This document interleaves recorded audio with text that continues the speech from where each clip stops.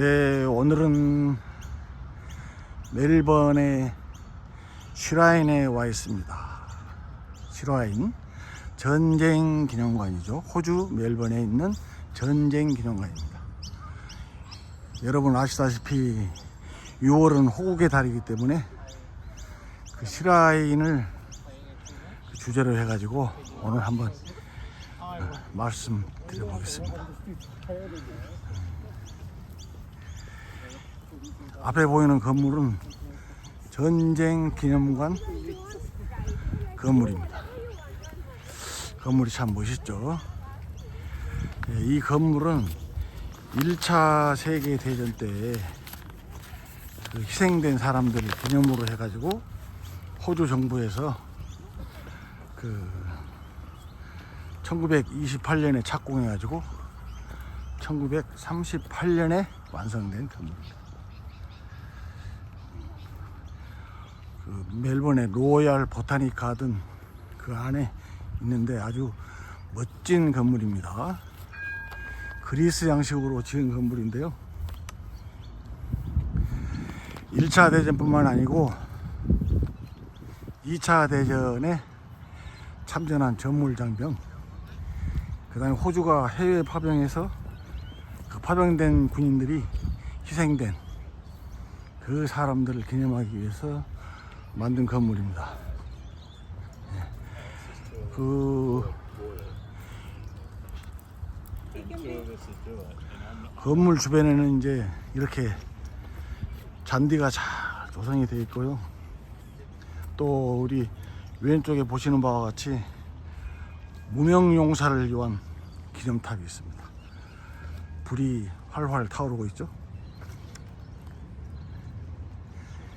그래서 호주 군인들이 유나이티드 킹덤, 유럽, 아틀란틱, 미들 이스트, 인디아 이런 데 이제 파병되면서 거기에 이름 없이 죽어간 용사들을 기념하기 위해서 이렇게 무명용사 탑을 만들어 놨습니다. 쭉 보시면 이제 이 슈라인 건물로 들어가는 건물이 있는데요. 참 건물이 심플하면서도 또 당당하고 무게 있고 아름답습니다.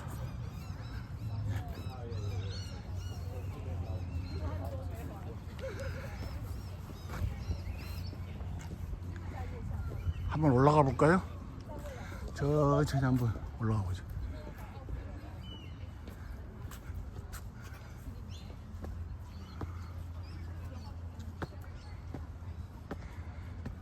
여기는 이제 슈라인, 그러면 성스러운이라는 뜻인데요.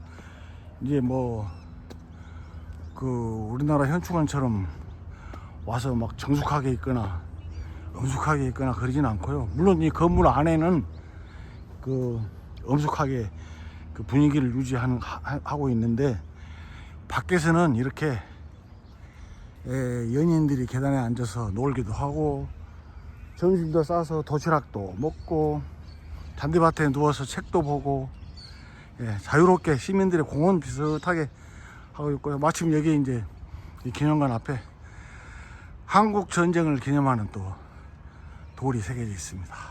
코리아 1950년에서 1953년 호주군이 이제 6.25도 참전을 했기 때문에 이런 게 있는 것 같습니다.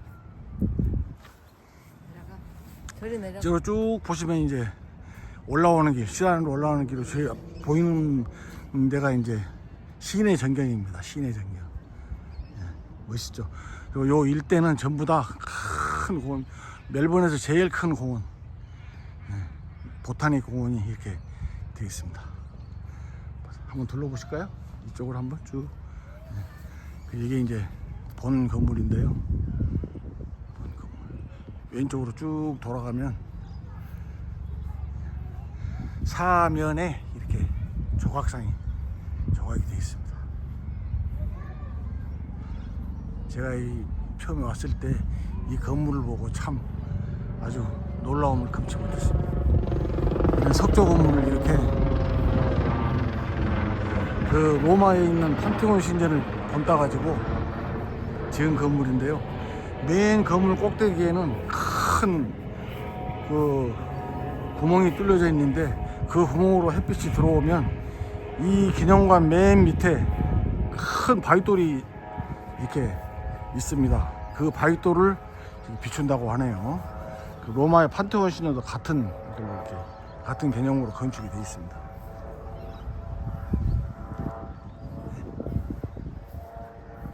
아주 주변 조경도 잘 돼 있고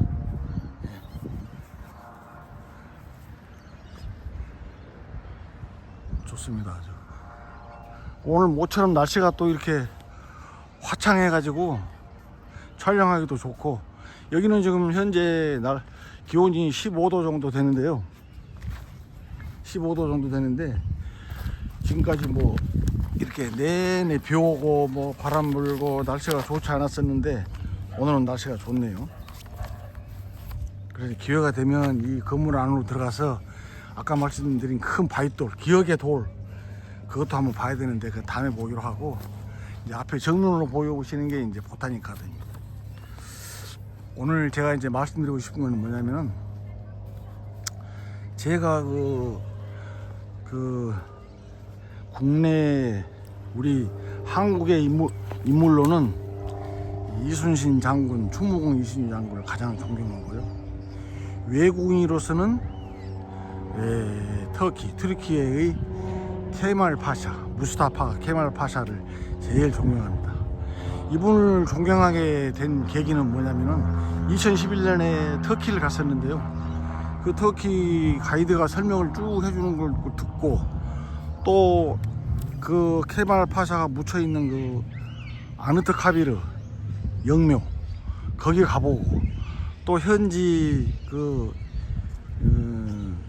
이스탄불의 그 온 거리에 붙여져 있는 그 케말 파샤의 사진을 보고 참 느낀 점이 많아서 국내에 들어와 가지고 2011년에 부부를 보고 여러 가지 자료를 보고 그분의 그 생애를 한번 쭉 스타디를 해봤는데요.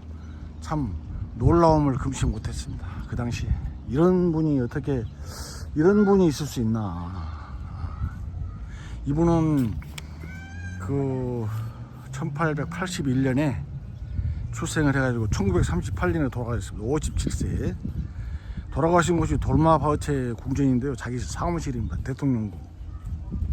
돌아가셨는데, 이분이 왜 존경을 그렇게 받느냐면은, 그 갈리폴리 전투라고 1915년에 그 터키의 그 갈리폴리 거기서 그 영국, 프랑스, 호주, 뉴질랜드 연합을 해서 상륙작전을 벌였는데요. 그 침략을 막은 사람이 이 케말 파샤입니다. 그 당시 대령 연대장이었죠.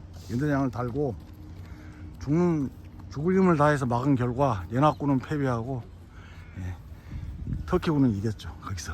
그래서 이 사람이 거기서 국민적 영웅이 돼가지고 장성으로 진급을 하고 사령관까지 되면서 나중에 이 사람이 이제 오스만 터키 왕정을 무너뜨리고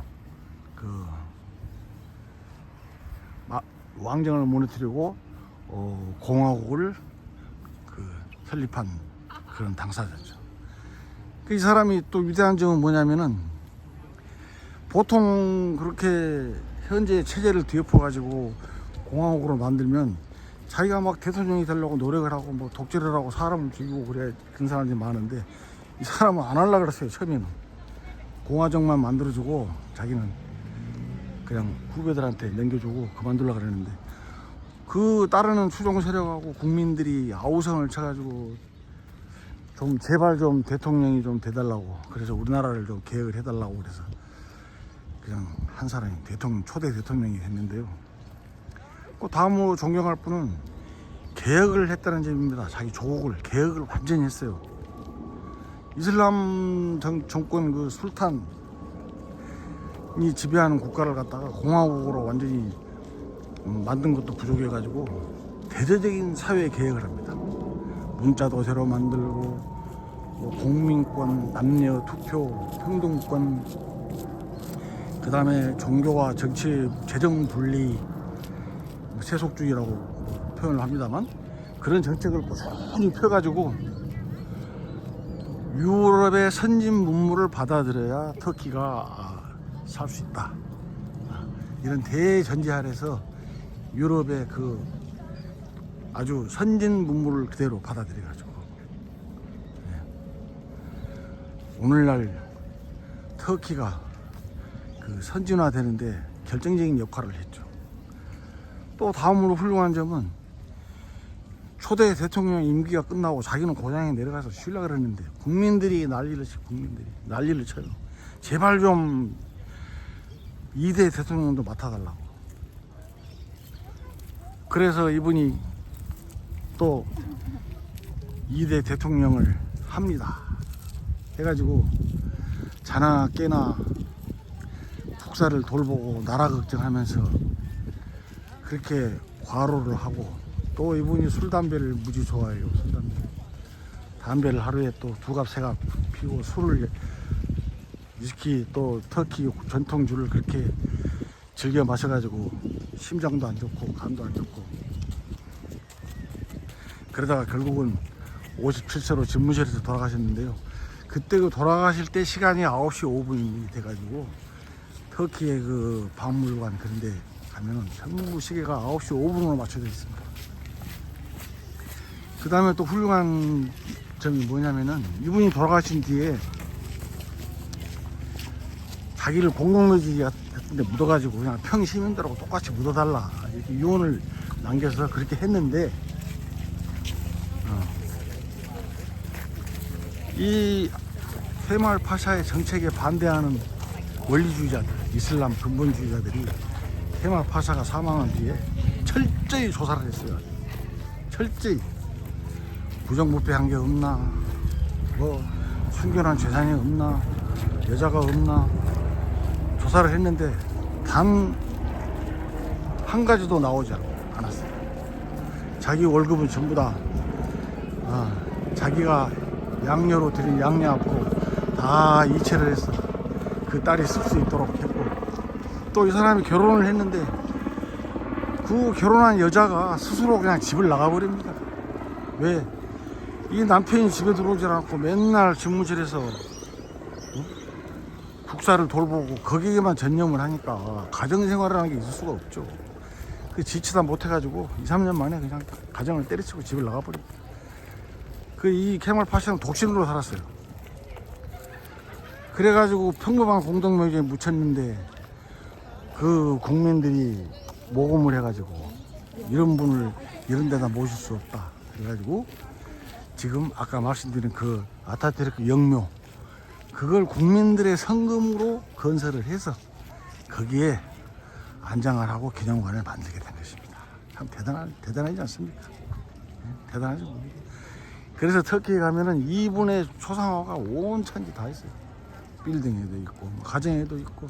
저도 케말 파샤의 그 영정을 하나 구해가지고 제 책상 책꽂이에 프레임을 해서 딱 차려두고 가끔 이렇게 오며 가며 보고, 참 이렇게 훌륭하신 분이 이렇게 있구나. 참 이분을 본따라서 좀 인생을 살아야 되는데, 살았었어야 되는데 하는 생각도 하고, 여기 그 보타닉 가든에 왔는데 카페가 좋습니다. 커피 맛도 좋고, 저기는 보타닉 가든으로 들어가는 입구인데요. 그래서 그 케말 파샤의 그 위대했던 그 생애를 모르고 있다가 2011년에 그 트리키예를 가면서 제가 알게 돼서 그때부터 외국인으로서 최고로 존경하는 분 무스타파 케말 파샤로 제가 마음속 깊이 묻고 그 영정까지 제가 모시고 있습니다. 여러분도 궁금하시다면은 한번 구글에 무스타파 케말 파샤를 검색하셔가지고 한번 공부해보는 것도 좋은 일이고, 또 자녀들을 교육시킬 때 좋은 소재가 될 것으로 그렇게 생각이 됩니다. 자, 오늘은 여기서 끝맺음을 하도록 하겠습니다. 아무쪼록 또 다음에 만나 뵐 때까지 건강하시고 행복한 날을 보내시기 바라겠습니다.